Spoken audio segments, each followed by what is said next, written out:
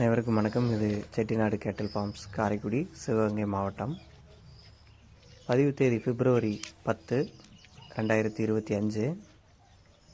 இன்றைய விற்பனை பதிவில் நாம் பார்க்க இருப்பது ஒரு கருக்காய் மயிலை நிறத்தில் புலிக்குளம் நாட்டினத்தை சேர்ந்த ஒரு அழகான 2ஆம் ஈத்து நாட்டுப்பசு. அதனுடைய அழகான காளைக்கன்றுடன் விற்பனைக்கு வந்திருக்கு. இந்த காளைக்கன்று போட்டு 2 நாட்கள் தான் ஆகுது. இன்னும் சொல்லப்போனால் பிப்ரவரி 8ஆம் தேதி இந்த பசு நிறைசனையோடு நம் பண்ணைக்கு வந்தது. வந்த இரவே பார்த்திங்கன்னா நல்ல முறையில் இந்த காளைக்கன்று போட்டுள்ளது. மாடும் கன்றும் பார்த்திங்கன்னா சுழி சுத்தம், குணம் நல்ல குணம், மடிக்கூச்சம் என்பதே கிடையாது. ஆண் பெண் இருபாலரும் நீங்கள் வீடியோவில் பார்க்குற மாதிரி கால் அணைக்காமலேயே கறவை எடுக்கலாம். சீம்பாலானது இன்னும் முறியவில்லை.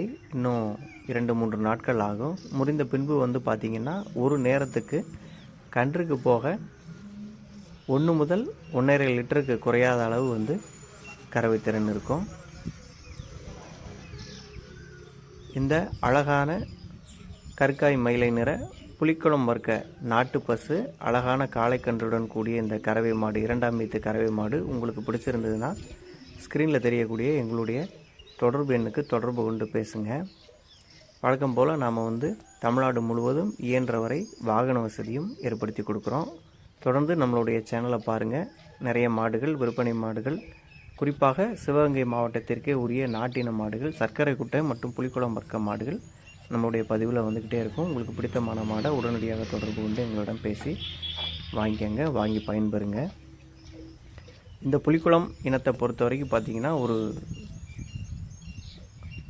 நல்லபடியாக கன்றை வளர்க்கக்கூடிய தன்மையில் ஒரு இதனுடைய தனித்திறன் சொல்லலாம். அதிகப்படியான நோய் எதிர்ப்பு சக்தியும் இருக்கும். இதனுடைய பால் அதிகப்படியான நோய் எதிர்ப்பு சக்தியை கொண்டது. ஒரு வீரியமான ஒரு ரகம்னு சொல்லலாம். அதிகப்படியான ஜல்லிக்கட்டு மாடுகள் நம்ம பார்த்திங்கன்னா புலிக்குளம் இன மாடுகள் தான் அதற்கே பிரசித்தி பெற்றது. அப்படிப்பட்ட புலிக்குளம் இனத்தில் இருந்து ஒரு நல்ல கறவை பசு இந்த விற்பனை பதிவில் நம்ம போட்டிருக்கோம். வேணுங்கிறவங்க வாங்கி பயன்பெறுங்க. முடிந்த அளவு இந்த வீடியோ பதிவில் முழு கறவையுமே நம்ம காட்டியிருக்கிறோம். சீம்பால் முடிந்த பிறகு கட்டாயமாக நேரத்திற்கு 1 லிட்டரிலிருந்து நல்ல கவனிப்பு, தீவன முறை இருக்கக்கூடிய இடங்களில் 1.5 லிட்டருக்கு குறையாத அளவு கன்றுக்கு போக கறவை திறன் கட்டாயம் இருக்கும்.